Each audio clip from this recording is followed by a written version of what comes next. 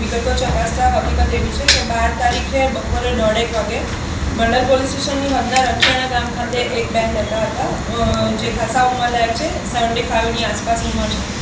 તેઓ નર્મદાબેન ઉર્ફે નમુબેન ચંદુભાઈ ચંદુભાઈ પટેલ એ ત્યાં ગામના પટેલવાસમાં રહે છે અને she was aged and single and એ એમના રિલેટિવ્સની આસપાસ જે પટેલવાસમાં એમના રિલેટિવ્સ છે એમની હેલ્પથી ત્યાં રહેતા હતા. એ કેટલોક વખત અમદાવાદ પણ રહે છે. 15 દિવસથી એ તહેવાર નિમિત્તે આવેલા હતા અને એમના ઘરની પાછળ જે ઠાકોરવાસ છે એ વિસ્તારમાં રહેતો એક આરોપી છે જે રમેશ માધાભાઈ ઠાકોર એ ગામમાં જ રહે છે અને વિગતો જાણતા ખ્યાલ આવેલો છે કે કડિયા કામ કરે છે અને તેણે 12 તારીખે બપોરે એમને ત્યાં અંદર ધાબાથી બેસવાનો ટ્રાય કરેલો પહેલાં, પણ એ ધાબાની અંદરથી ઉતરતું બારણું બંધ હતું. પછી એ મેઇન ગેટ પાસે ગયો હતો અને મેઇન ગેટ પાસેથી જે આડું કરેલું જાળીનું બારણું છે તે ખખડાવીને પછી જે પેલા મરણ જનાર બેન છે એમને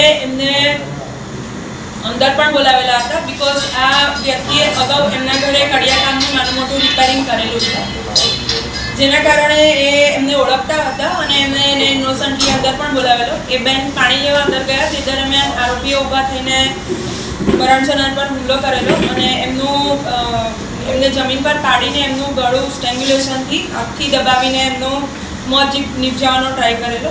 ત્યારબાદ એને લાગેલું કે કદાચ આ મરણ જનાર ટોટલી મૃત્યુ પામેલ નથી, એટલે એણે ઘરમાંથી જ અંદરથી ગાભા જેવું કોઈ કપડું લઈને એના દ્વારા એમને સ્ટ્રેંગ્યુલેશન કરેલું હતું અને આ ઘટના બાદ તેણે એમની કાનની બુટ્ટી પૈકી એક બુટ્ટી કાપી અને બીજી ખેંચી લીધી હતી, ગળાની ચેન તોડી લીધી હતી, હાથની 2 બંગડીઓ છે સોનાની એ ખેંચી લીધી હતી અને ત્યારબાદ એ ત્યાંથી ફરાર થઈને પોતાના ઘરના ધાબા પર લૂંટનો માલ રાખીને ત્યાં વેઇટ કર્યું હતું અને ત્યારબાદ એ થોડોક સમય બાદ એ આગો પાછો થયો હતો. આ બાબતે મંડલ પોલીસ સ્ટેશન ખાતે જે ફરિયાદ દાખલ કરવામાં આવી છે એમાં પોલીસને બહુ ઝડપથી ગણતરીના કલાકોમાં મર્ડર ડિટેક્ટ કરવામાં સફળતા મળી છે.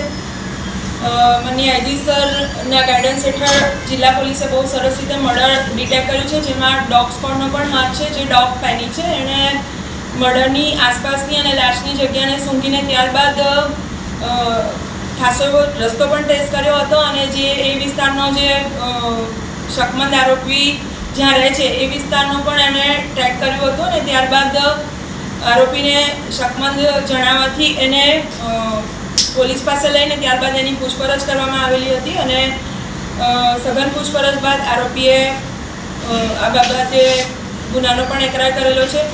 અને બીજી વસ્તુ આ બાબતે ખાસ જણાવવાની કે બેનના ઘરે અંદર બેસતા કેટલાક નજરે જોનાર સાહેદોએ પણ એને જોયેલો છે અને આના આધારે બહુ ઝડપથી મંડલ પોલીસે આ ગુનો ડિટેક્ટ કરેલો છે.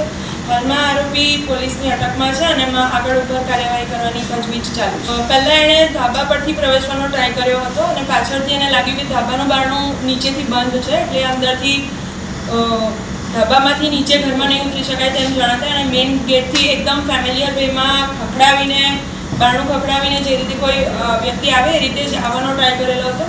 આ વ્યક્તિનું બેકગ્રાઉન્ડ છે કે કડિયા કામ કરે છે અને પૈસા કમાવા માટે નાની મોટી મજૂરી કરતો હોય છે. આ બેનના ઘરે પણ એણે નાનું મોટું રિપેરિંગ કરેલું છે અને જેના કારણે તેને ઓળખતા હતા અને તેને અંદર આવવા દીધેલો. ચોરીની વિગતો હાલ પોલીસ જોઈ રહી છે કે અગાઉ એણે કોઈ ચોરી કે લૂંટ કરેલી હોય. ખાસ કરીને એને જુગાર અને દારૂની ટેવ હોવાનું પ્રાથમિક દ્રષ્ટિએ જાણવામાં આવેલું છે અને આની વધુ પૂછપરછ હાલ ચાલુ છે. જુગાર અને દારૂની ટેવવાળો છે.